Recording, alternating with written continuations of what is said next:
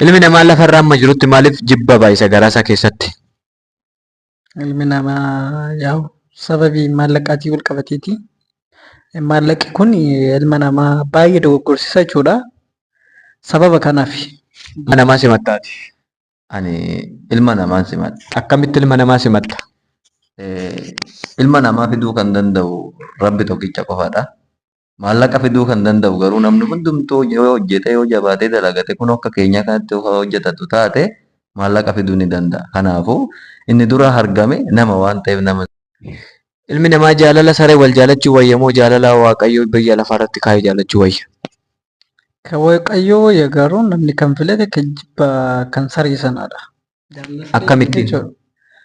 Yaa waliin jaallatu nyaatarratti waliin jaallatu iddoo jedhee sanaan dhaabbatu ilmi namaa bakka sobaaf dhaabbata jechuudha gabaabatti.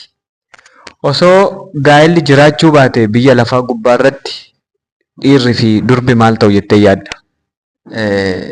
Osoo gaa'elli jiraachuudhaa baate ilmi namaa lafa kanarratti akkuma beekamu otuma gaa'elli jiruuyyuu waan ta'aa jiru waan amma arginu kanadha waan ta'eef.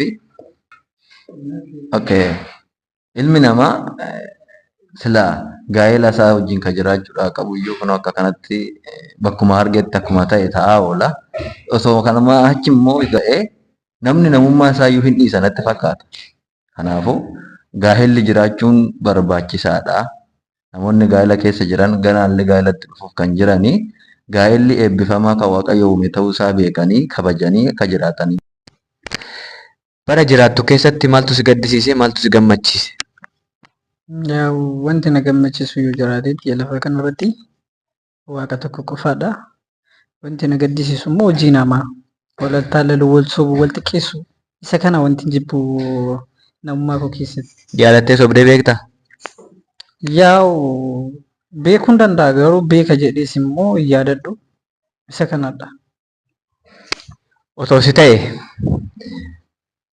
nama hin fuune tokko shamarran tokko yeroodhaaf jaalattee hin fuutu yoo taate shamarran sana maal gochuu qabda?